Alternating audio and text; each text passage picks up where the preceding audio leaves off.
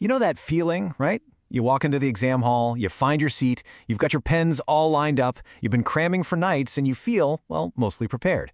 The proctor says begin, you flip over the page, your eyes land on question 1, and then just nothing. It's like complete silence in your head. A wall has just slammed down. Suddenly, the words on the page look like some kind of alien script. Your heart starts hammering in your chest, and this cold, sharp panic just washes over you. And that one thought starts screaming in your head, I'm going to fail. But here's the thing. What if that panic isn't just nerves? What if it's actually a really sophisticated alarm system? A signal from your brain, trying to tell you something, a hard truth about how your knowledge is actually structured. We're going to dive in and diagnose this thing right at its core.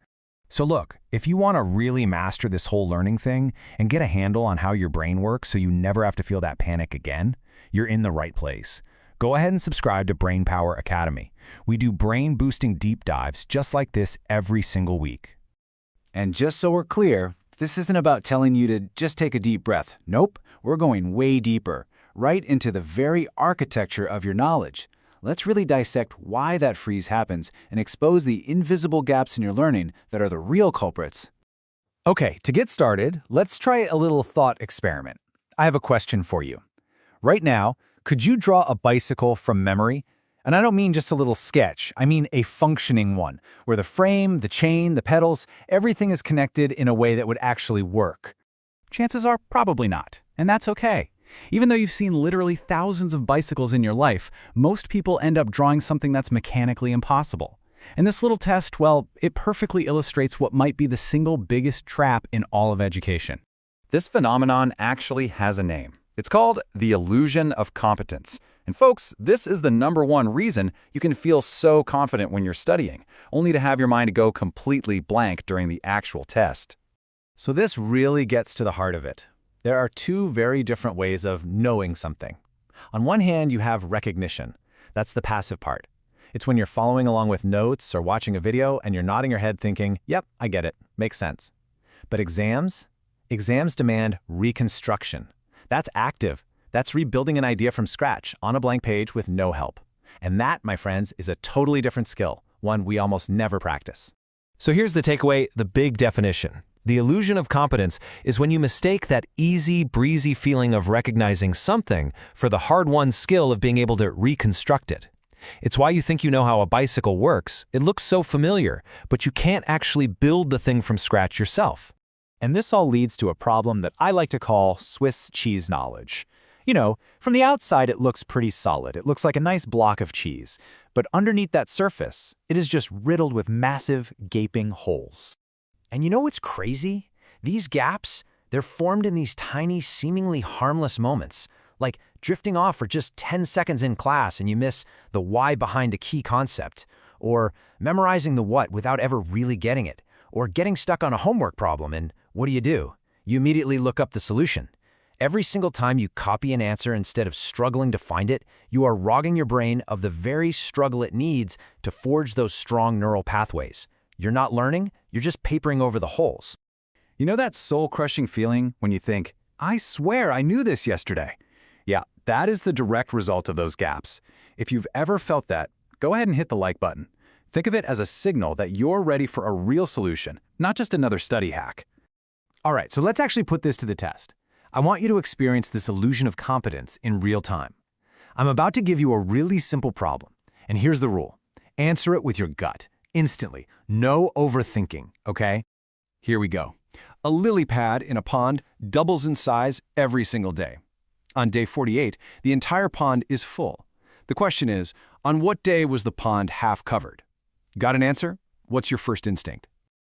Okay, was your answer day 24? If it was, hey, don't feel bad. That is the most common answer by far. But your brain just fell right into the trap. That's that shallow, linear thinking in action. It feels right, but it's totally wrong. The real answer is day 47. And the logic when you hear it is actually super simple, just a bit counterintuitive. Think about it. If it doubles every day, then one day before it was completely full, it must have been half its size. So the pond was half full on day 47. This is a perfect example of why just memorizing formulas, especially in subjects like math, is a recipe for disaster.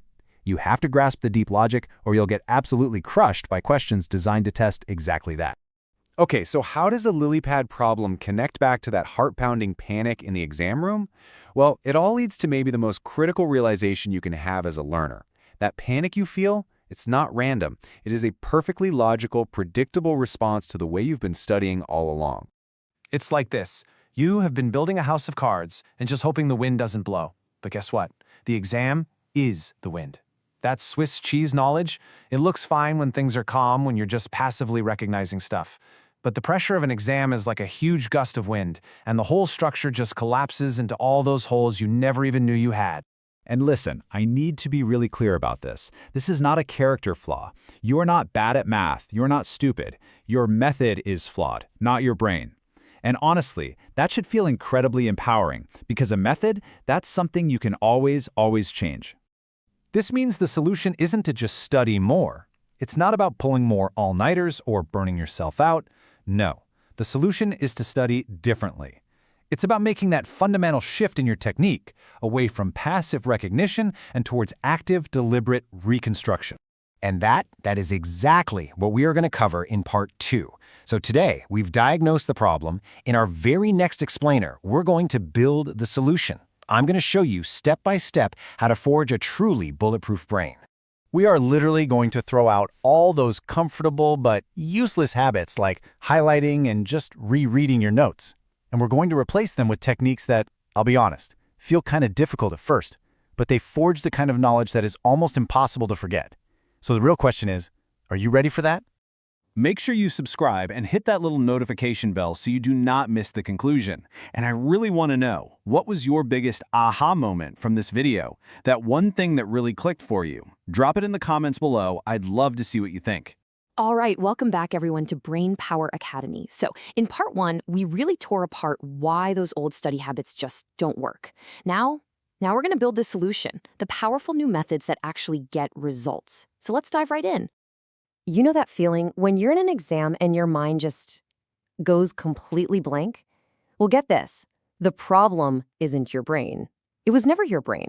The problem was the foundation you built your knowledge on. It's like the whole structure was just built on sand. Yep, this is part 2. And if you remember from part 1, we completely dismantled that myth of passive learning, right? All the highlighting, the endless rereading, that feeling that you're making progress when you're really not.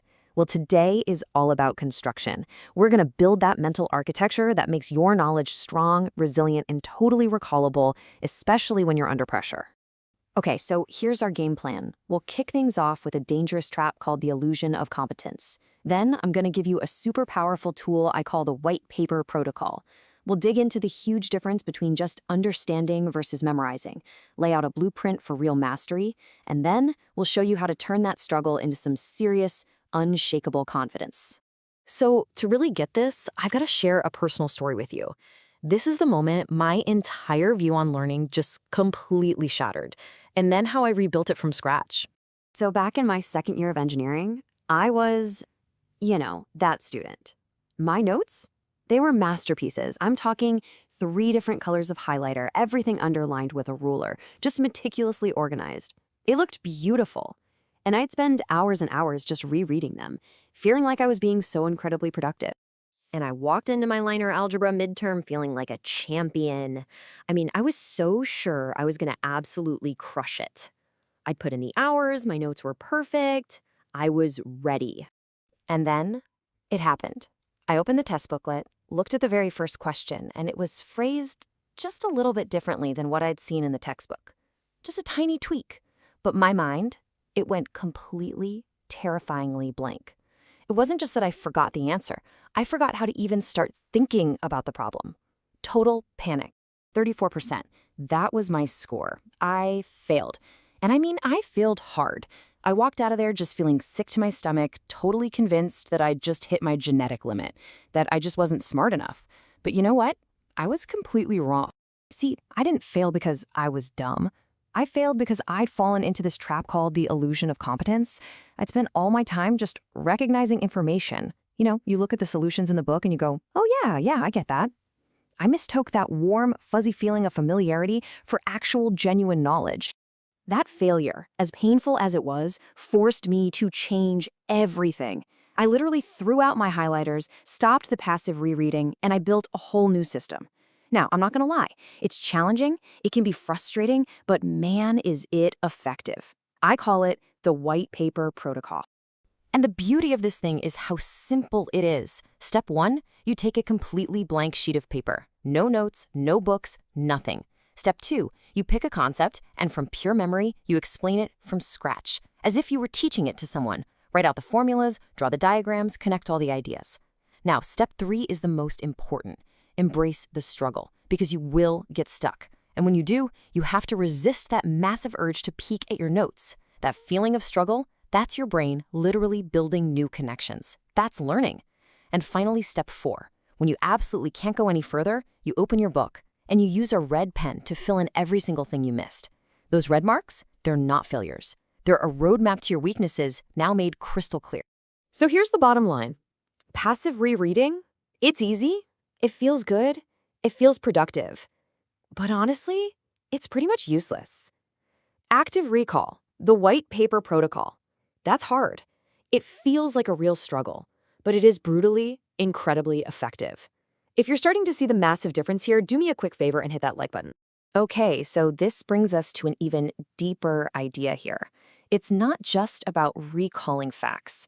It's about the difference between just memorizing something on the surface and truly, deeply understanding it. Think of it as the difference between knowing the output and understanding the engine that creates it. Okay, a perfect example, the quadratic formula. We all learned the little song in school, right? X equals negative b. Most of us can probably still write it down from memory. That's the output. But here's the real question, the real test. Could you build it from scratch? Could you take a basic quadratic equation and actually derive that formula using a method like completing the square? Could you explain why it works? See, if you can't, then that knowledge is fragile. It's brittle. And that right there, that is the secret. The top students, it's not that they have better memories. They just have fewer things they need to memorize. They focus all their energy on understanding the engine, the core principles. Because once you get the engine, you can rebuild the output anytime you need to. You're not stuck on one road. You can drive absolutely anywhere. All right, so how do we take all of this and turn it into a real actionable strategy for your next big test or project? Well, here it is, your 3-step game plan for true mastery. Okay, step 1, stop lying to yourself. Seriously, if you're just passively nodding along to your notes, you're not learning, you're just recognizing. The rule is simple. If you can't explain it out loud, simply, without looking, you don't know it. Yet. Step 2, hunt for the discomfort. That feeling of anxiety you get when you see a certain type of problem, that's not a bad thing. It's a signal. It's your brain pointing out the holes in your knowledge. So you have to attack that area relentlessly until it's easy. And third, simulate the exam environment. You have to train how you're going to perform. That means no music, no comfy couch, no phone. Replicate the pressure. I really want you to start thinking about that pre-test anxiety differently. It's not just some awful feeling you have to endure. It's a tool. It's a compass, and it is pointing you directly at a hole in your knowledge. So don't run from it. Follow where it points. It's showing you exactly where you need to put in the work. Look, I know this all sounds hard. And you know what? It is. But the transformation that happens when you actually embrace this process, it's incredible. It's a journey from that feeling of struggle and anxiety to this calm, earned confidence. And yeah, this method takes discipline. It means choosing the harder, more frustrating path right now. But let me tell you, the pain of that discipline is nothing compared to the sharp, sickening pain of regret when you're sitting in an exam hall and you know you didn't prepare the right way. Just imagine this for a second. You walk into your next big exam. You've done the real work. You've hunted down your weaknesses and you've filled the holes. You sit down, you open the test, you look at question 1, and you smile. Just a calm, quiet, confident smile. Because you haven't just memorized this stuff. You haven't just seen it before. You've struggled with it. You've taken it apart piece by piece, and you've built it back up yourself. Okay, so let's do a quick recap of what you've walked away with today. You now know why passive study fails and creates that dangerous illusion. You've got a new skill, active recall, using the white paper protocol. You've got a huge mindset shift. That feeling of discomfort, that's the feeling of actual learning. and you have a practical 3-step blueprint for real mastery. So your next challenge, your next exam, your next big presentation, it's coming. And the only question is, how are you going to prepare for it? Are you going to fall back into that easy, comfortable illusion of competence? Or are you going to choose the disciplined path to true, unshakable mastery? If this has sparked something for you and you value content that really pushes you to think, make sure you subscribe to Brainpower Academy. I'd love to hear your biggest takeaway in the comments below. And please, share this with a friend who really needs to hear it. All right, now go grab a blank sheet of paper. You've got work to do.